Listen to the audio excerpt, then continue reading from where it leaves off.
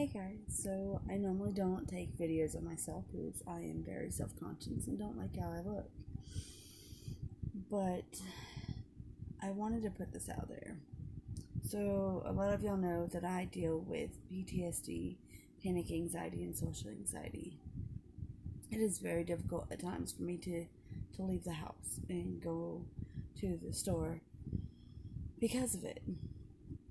No, I don't let that keep me from going. I have to force myself to go because it's not healthy to not get out.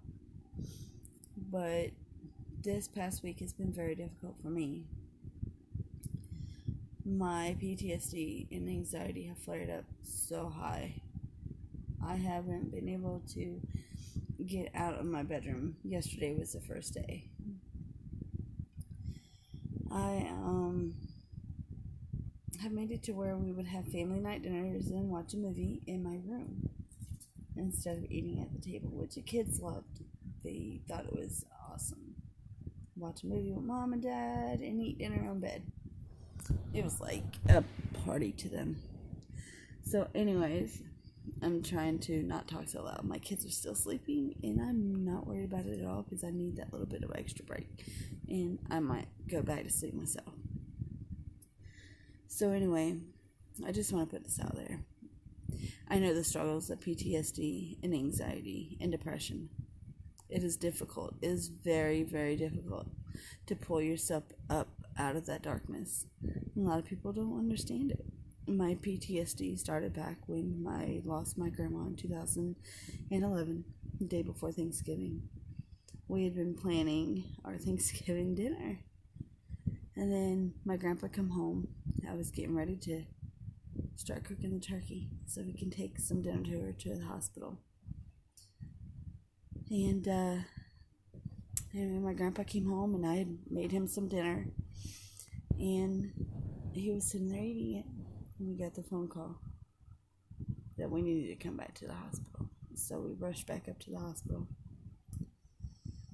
I've never seen my grandpa drive so crazy in my life. We almost wrecked getting there. When we got there, they had her put back on a ventilator, and then her heart stopped beating twice. The second time, my grandpa told them to let her go because they were pretty much causing more harm than good. It was the hardest thing we had to do, was to let my grandma go because she was the glue to our family.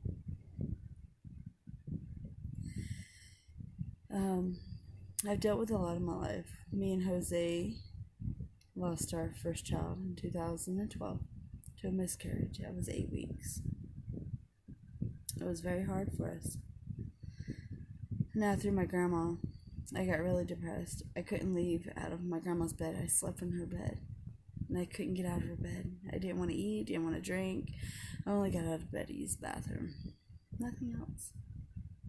And my friend at the time, Mary, helped me to overcome that depression. And I wish I still had her in my life because she was an awesome person.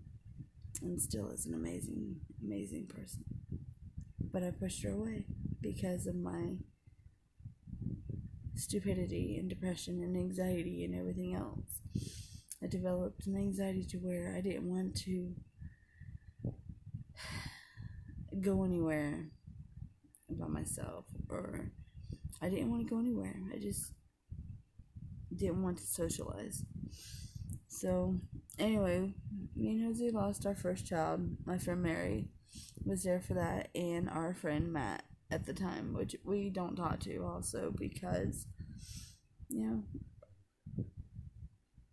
crap happens and we fall away from people that we shouldn't. Matt was an amazing friend to me and Jose. We lost our first son 2013. He passed away in my arms. A lot of you know that. He lived for 10 hours. He was born premature at 22 weeks, 6 days. That was one of the hardest things I had to do, was to say goodbye to my son that I wanted so badly. I dreamed about kids since I was a little girl. even though I denied it to my grandma. Told her I didn't want any kids. So, anyway, and then a year ago, what topped it off? I lost my grandpa, my dad. I had already lost my mom, and then I lost my dad. But I know he was ready. He was in pain. He was ready to go. He was ready to be with his wife that he was married to for over 50 years. 52 years before she passed, they were together. And so at that time, I became really depressed. I slowly stopped talking to people who I loved dearly. My cousin Peggy, my cousin Barbara Heitman. They were so sweet to me, and I stopped talking to them because I let my depression and anxiety get the best of me. Also, at that time, I stopped talking to my friend Christy as much as I should. She's one of my best friends, and I don't talk to her as much as I should. I talk to her maybe twice a month, and it shouldn't be that way. She's an amazing person, an amazing friend, and she's been there for me. My friend Nikki, I don't talk to her that much either. And again, it's because depression, anxiety, PTSD. It is a cruel disease. It is a horrible disease. It pushes you away from people, and it's very hard to overcome. When you get that dark shadow over you, it is difficult to come back out. I mean, you eventually do reach the top, but it's not easy. So the whole point of this video is to let people know that you're not alone. And if you need someone to talk to, send me a message.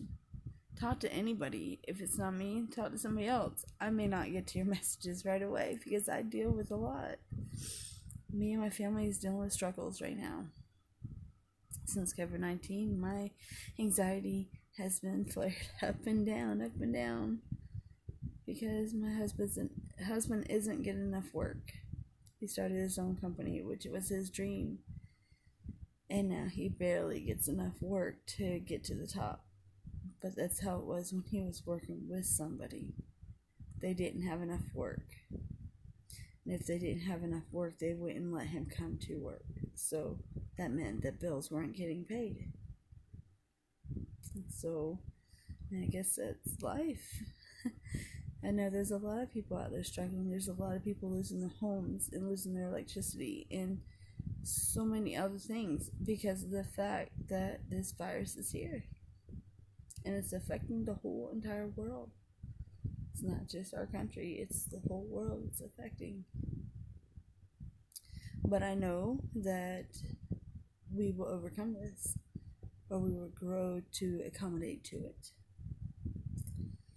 So, that being said, forgive me for my horrible look because I haven't been up very long and I've been dealing with depression and anxiety, so my looks are not the greatest right now.